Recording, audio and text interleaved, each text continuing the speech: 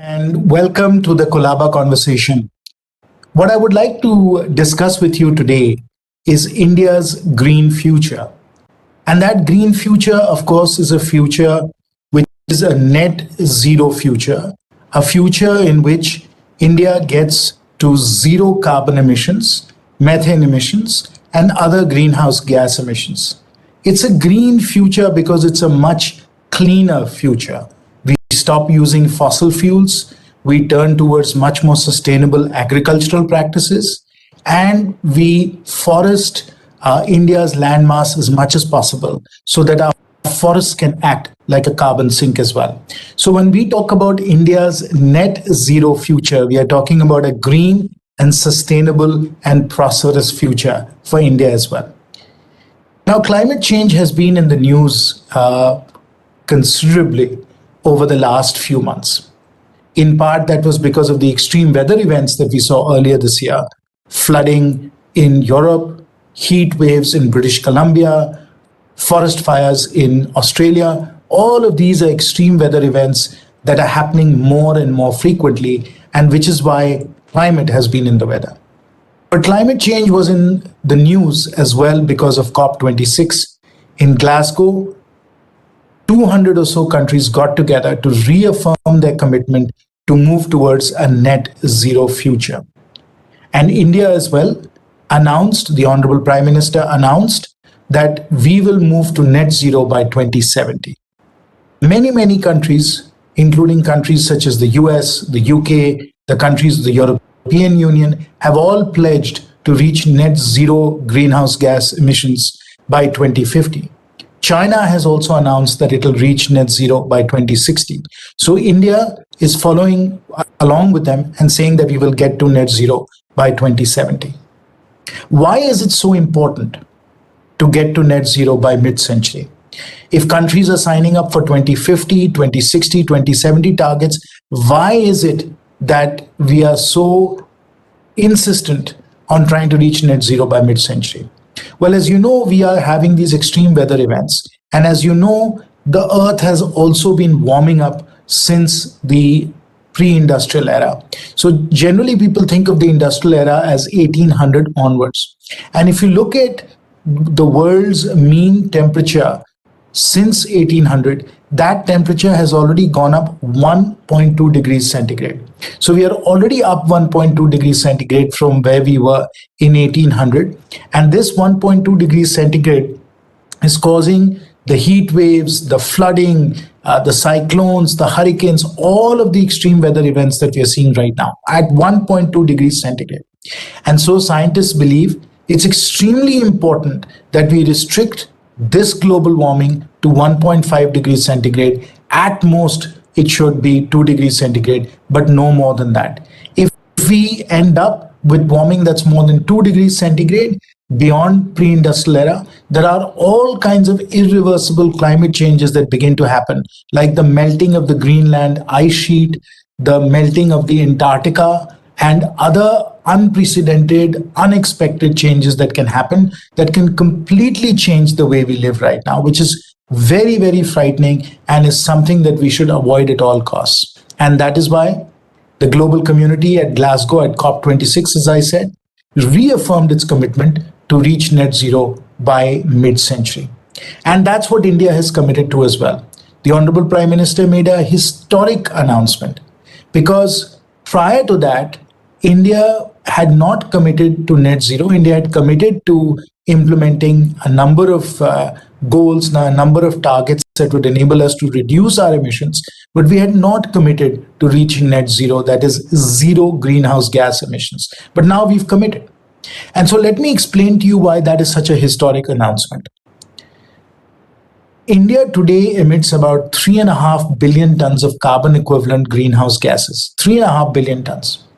Globally, we emit about 55 billion. So India is about 7% of the world's emissions of greenhouse gases. But the trajectory that we are on and the rate at which our GDP is growing means that our carbon emissions will continue to grow into the foreseeable future.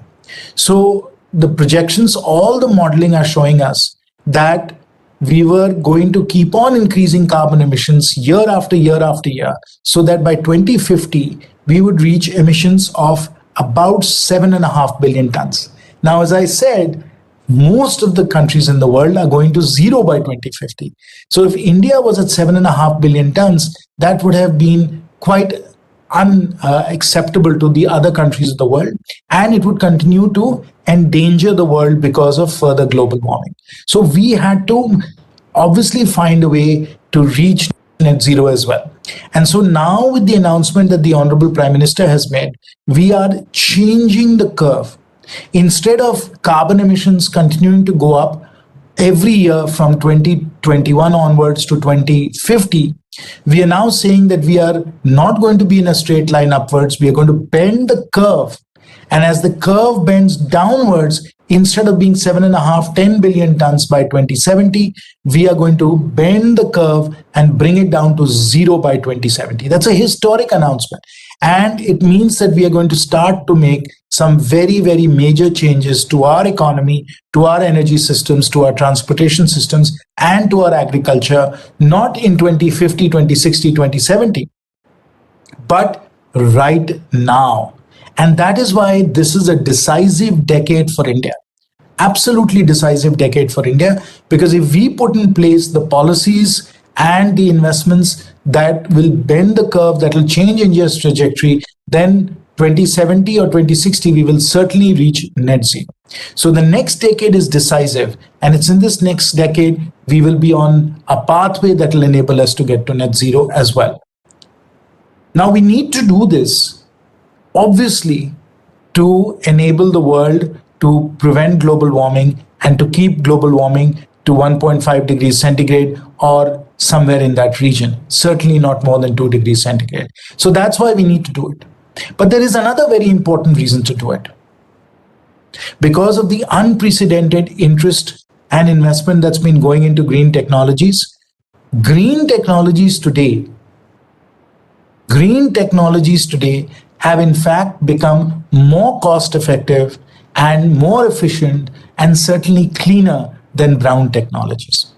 What does that mean? Well, what it means is that solar is cheaper than coal. Round the clock solar, 24/7 solar, which is, obviously solar panels operating when the sun is shining with battery storage coupled to that, is now cheaper than coal-fired power plants, which have always considered to be the cheapest form of energy. So we've reached the point now where renewables have actually become cheaper than coal, and this is not even worrying about intermittency, because of battery storage and everything else. We can have continuous supply, 24/7 supply of solar at a lower price than continuous supply of coal. So green technologies, whether it is electric vehicles, whether it is solar, whether it is plant proteins, are all now becoming more cost effective and more efficient and more sustainable than brown technologies. So not only for the sake of our planet, but for the sake of India's competitiveness, it's vitally important that we move to net zero, we move to a green future. Now, how do we do that, and how much is it going to cost?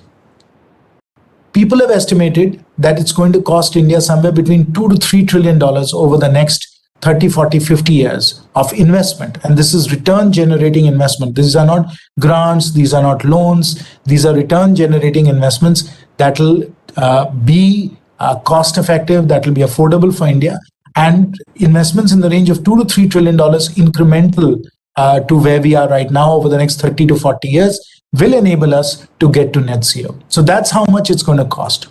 And this amount of money is not something that the government, given its constrained fiscal capacity, can do. This is what the private sector needs to do. This is what entrepreneurs need to do. And it is a very, very good sign that today the companies that are leading the charge, the efforts that are really underway just now, are already pointing us and accelerating us towards our green future. So whether we look at solar power, whether we look at electric two-wheelers, electric vehicles, plant proteins, in every sector of the economy now, we have green entrepreneurs that are showing the way, that are showing how, as they scale up over the next 10, 20, 30 years, we will be able to get to net zero, we will be able to get to a green future. My final point is that because we have time, 30, 40, 50 years, we can actually undertake a just transition as well. Those of our citizens that are involved with the fossil economy, that are in coal and oil and gas, they will have time to retire all of their assets. They will have time to finish up their working careers, still working in the fossil fuels economy, retire, and then be able to get all of the social security and pension benefits that they should. So we can undertake a just transition. We have plenty of time to do that. But as I said, and I will conclude with that, it is vitally important that in this decisive decade, we put in place the policies and the investments that will accelerate our green future and get us to net zero. We need it for the planet, and we need it for our competitiveness. It'll improve our GDP, generate lots and lots of jobs, clean up our air, and save millions and millions of lives from air pollution. I'm sure you will join me in welcoming this historic announcement by the Honorable Prime Minister that sets us on a path for sustainable prosperity for India. Thank you very, very much.